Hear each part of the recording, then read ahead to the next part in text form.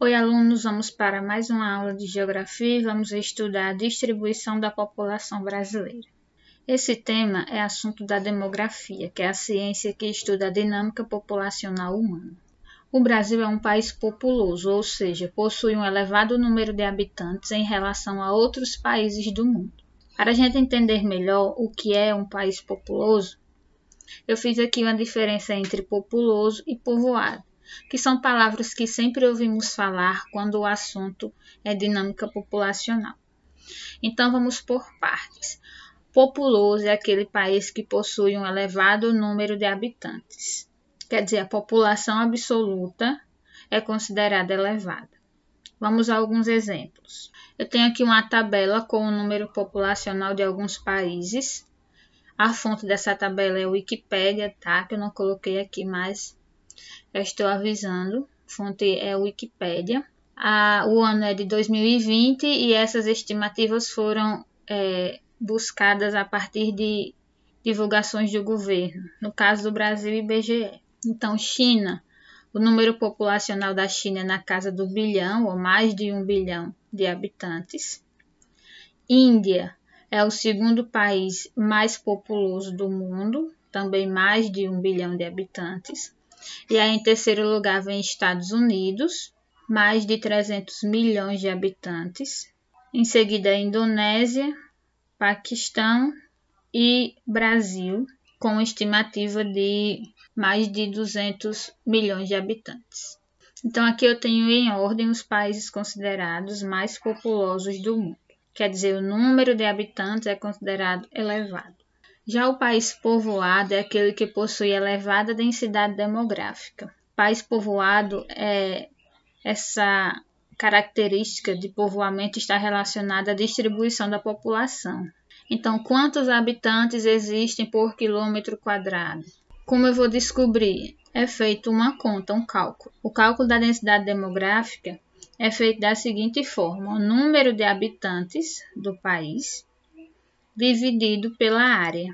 Quando faz essa divisão, temos o número de habitantes por quilômetro quadrado.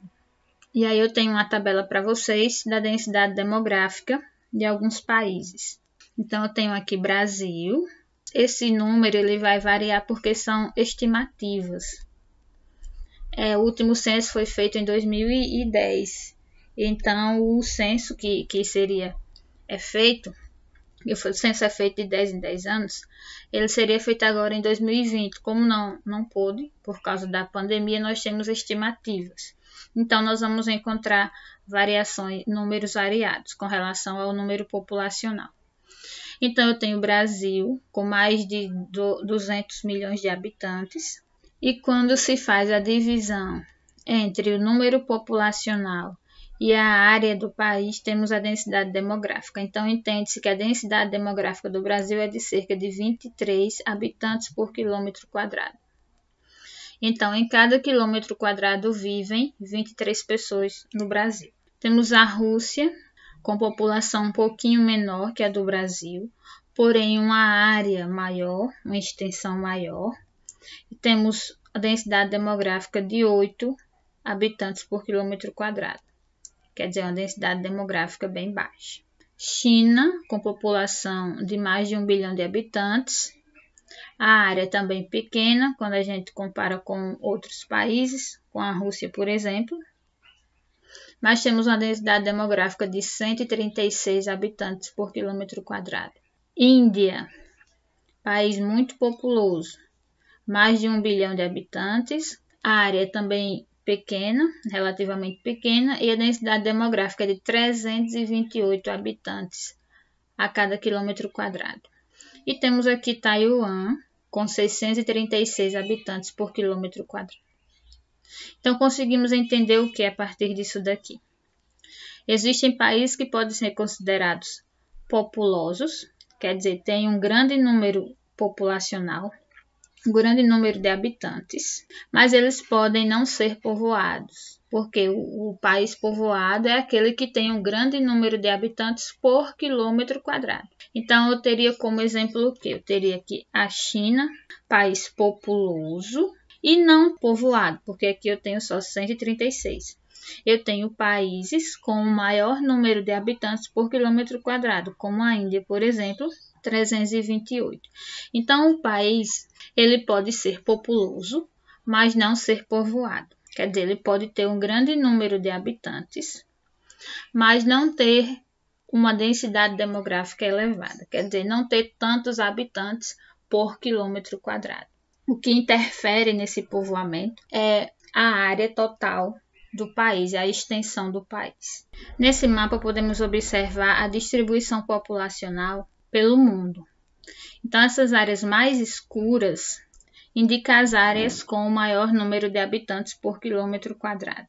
Então, no Brasil especificamente, nós temos essa área litorânea mais amarronzada e a área próxima a Amazonas, Pará, Amapá, é mais clara. Então, isso quer dizer que eu não tenho uma densidade demográfica tão grande. Áreas aqui entre México e América Central, nós temos a área bem marrom, bem escura, quer dizer, nós temos um grande número de habitantes por quilômetro quadrado, mas temos que levar em consideração também a extensão de cada país. África, nós temos essas áreas aqui do central mais povoadas, e essa área aqui em branco é a área do deserto. Então, obviamente, por ser área de deserto, ela não é tão povoada. E aqui entre Europa e Ásia, uma área bastante povoada. Essa área aqui, Índia, e essa área que corresponde à China, também em cores mais escuras. Então, chegamos à seguinte conclusão. Os países da Ásia são países que apresentam maior número populacional. Os países mais populosos do mundo estão na Ásia.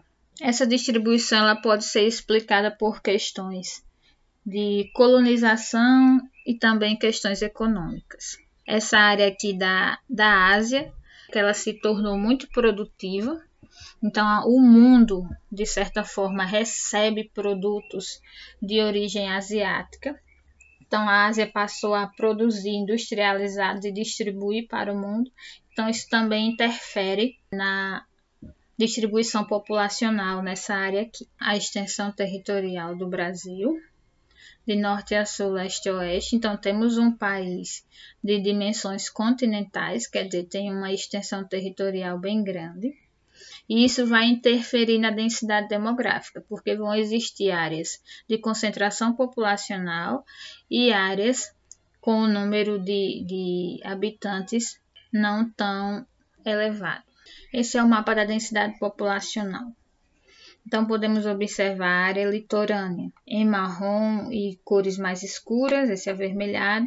Essa área aqui que pega Pará, Amazonas, Mato Grosso e outros estados de cor mais clara. Então, quer dizer que o número de habitantes por quilômetro quadrado é bem mais baixo. Então, quais os motivos? Porque essa população ela é má distribuída no Brasil. Encontramos áreas densamente povoadas, como a área aqui de São Paulo, Rio de Janeiro, e áreas pouco povoadas. Essa área de São Paulo e Rio de Janeiro é fácil de entender porque já podemos levar em consideração a industrialização, a questão da oferta de emprego. E essas áreas aqui, próximo à região do Amazonas, também já podemos entender porque nós temos áreas de floresta. Então, nós temos áreas ecúmenas, quer dizer, áreas habitáveis, e áreas anecúmenas, quer dizer, áreas que não têm condições de serem habitadas. Então, essa distribuição desigual ela pode ser explicada pelo processo histórico de ocupação do território brasileiro. Então, vamos lá. Brasil foi, entre aspas, descoberto. Os portugueses chegaram pelo litoral. Ponto de início da retirada de matéria-prima do Brasil foi aqui, litoral. Então, colonizadores fixaram-se aqui no litoral, e porque facilitava a comunicação com a metrópole, e aqui eles construíram os portos. Então, eu tenho o primeiro ponto de povoamento do Brasil no litoral. Primeiro, o litoral do Nordeste, e depois foi se expandindo. A partir disso, temos o desenvolvimento urbano, quer dizer, mais povoados foram se desenvolvendo. E com o passar do tempo, já nos tempos atuais, nós temos também o turismo desenvolvido aqui na área litorânea. Eu tenho aqui portos, então eu tenho área de comércio. Eu tenho um ponto de que facilita a comunicação com o exterior, porque tanto mercadorias, tecnologias, pessoas, quando entram no Brasil, chega pelo litoral. Então aqui eu tenho essa área bem habitada. A região do Rio de Janeiro e São Paulo, que eu já falei há pouco. Aqui eu tenho que levar em consideração o processo de industrialização. A indústria no Brasil, ela cresceu e se desenvolveu aqui na área de Rio de Janeiro e São Paulo. Então hoje ainda é destino de várias pessoas de estados diferentes do Brasil. Se mudam para essa área aqui para conseguir emprego, de certa forma, melhorar de vida. E essas áreas aqui, porção norte, tem uma floresta, como já citei. Aqui é a área de concentração agropecuária, então essa área é usada para plantação e para a criação de animais. Eu tenho uma região semiárida no Nordeste, que também é responsável por esse menor número de concentração populacional. Então, a população mundial e no Brasil, ela é distribuída de acordo com fatores que influenciam a densidade demográfica. Eu posso dividir em 3, os ambientais. Então, vamos lá, clima. Voltando para o mapa. Mapa mundi. A área de clima muito frio ou muito quente, elas são áreas que repelem o número de habitantes que poderiam existir naquela área. Então, essa área aqui é acima, região norte do continente americano, muito frio, densidade demográfica baixa. Essa área aqui que pega a Rússia, na Europa, muito frio, densidade demográfica baixa. Essa área aqui da África, muito quente, densidade demográfica baixa. Essa área aqui é amarelada do Brasil, a área de floresta. Aqui pega Brasil e pega os outros países que fazem fronteira. Bolívia, Venezuela. Então eu tenho área de floresta, densidade demográfica baixa. Segundo, relevo. Então, áreas de relevo muito acidentado são áreas anecúmenas, são áreas que têm o número populacional 0 ou tem um número muito pequeno de habitantes. Fatores econômicos, áreas, grosseiramente falando, ricas e pobres. Então, tem um desenvolvimento industrial mais elevado, elas atraem muitas pessoas. Então, aqui eu tenho Europa, essa área litorânea dos Estados Unidos. E fator político, então, guerras, conflitos internos, também influenciam a densidade demográfica. Essa área aqui da África, essa área central é uma área que existe alguns conflitos entre tribos. E a Austrália, que eu esqueci de falar também, aqui é a área de deserto, nós temos 2 grandes desertos. Bom dia a todos os alunos dos 7º anos A, B e C. A partir desta semana nós escolhemos 4 assuntos da disciplina de Educação Física para ser apresentado para vocês. O primeiro assunto, referente ao primeiro bimestre, nós vamos falar de jogos eletrônicos. Quando estávamos nas aulas presenciais, nós iniciamos essa parte de jogos eletrônicos. Então, a partir de agora, nós vamos falar sobre os jogos eletrônicos, fazer um pequeno relato do início de como foi os jogos eletrônicos, que no início os jogos eletrônicos eram apenas uns gráficos básicos e sem som. Então, esses jogos eletrônicos evoluiu bastante. Nós vamos ver a evolução. Em 1958, o William criou o primeiro videogame, que era o Tênis para 2. Então, isso aí foi o primeiro videogame que o William criou. Depois veio Nolan, que criou o primeiro videogame comercial, que até antes era grátis. Ele criou o primeiro videogame comercial e nós vimos a evolução, que hoje os videogames são bastante evoluídos. Então nós vamos falar nessa aula de hoje dos aspectos positivos do videogame. O primeiro aspecto positivo do videogame melhora o pensamento e o raciocínio. O que quer dizer com isso? Com os diversos desafios que os jogos proporcionam, o pensamento lógico e o raciocínio são estimulados a se desenvolver mais rapidamente. Os jogos apresentam diversas barreiras, diversas dificuldades.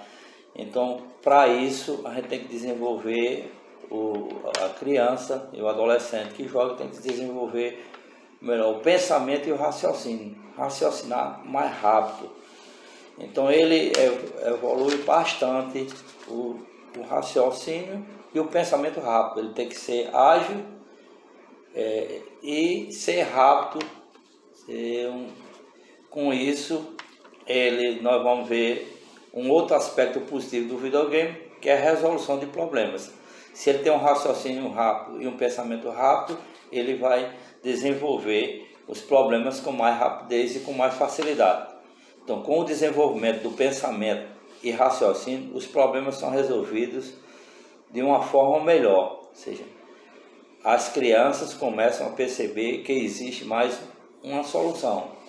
Eles vão vendo a dificuldade e vão percebendo que existe mais, que tem que trabalhar mais uma outra solução para resolver aquele problema. Um outro aspecto positivo do videogame é o aprendizado de um novo idioma. A maioria dos jogos eletrônicos eles são em inglês e japonês.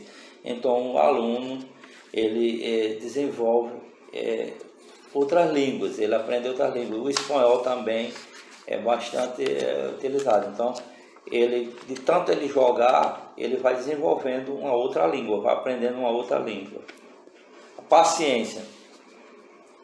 De uma forma ou de outra, as crianças desenvolverão a paciência, pois os jogos possuem um longo caminho até o final. Esses jogos eletrônicos, ele tem vários pontos de dificuldade. Então, o aluno, a criança e o adolescente, ele desenvolve a paciência, ele tem que ter paciência para ultrapassar aqueles obstáculos. Então, ele desenvolve a paciência. Ele tem que ser paciente para tentar chegar até o final do jogo. Persistência.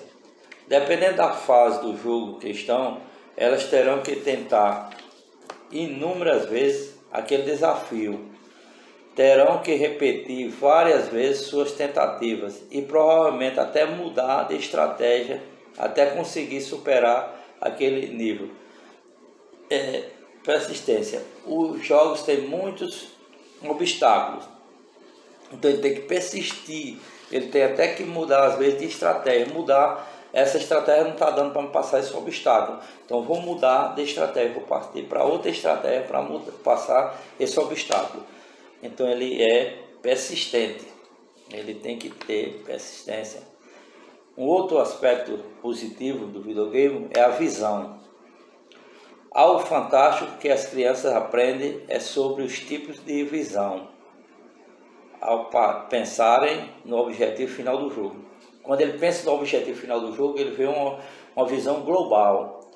Ele está vendo uma visão global, como vai ser o final daquele jogo.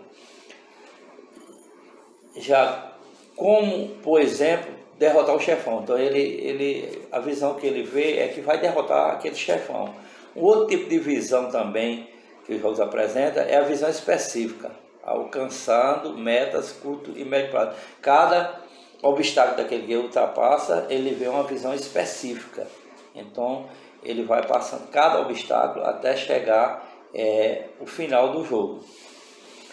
Economia também faz parte dos aspectos positivos do videogame. A economia. A grande maioria dos jogos, inclusive os não tão recomendados, que possuem armas de fogo, ensinam às crianças o princípio da economia, que é necessário poupar dinheiro, mantimentos, força, etc., para se alcançar o objetivo. Então, para que ele vença esses obstáculos, ele tem que economizar dinheiro, que é aqueles jogos que tem aquela quantidade de dinheiro, eles têm que economizar para tentar chegar ao final do jogo passando por os obstáculos com o menor custo possível. Um outro aspecto positivo também é aprender com a derrota. O que é isso? Nós sabemos que tem muitas pessoas, muitas crianças que só querem vencer. Mas como nesses videogames não é possível se vencer toda a vida, então eles vão aprendendo com as derrotas também. Além de perder, eles têm que aprender a perder. Ele tem que aprender a perder e procurar trabalhar mais para que nos próximos jogos eles consigam a vitória.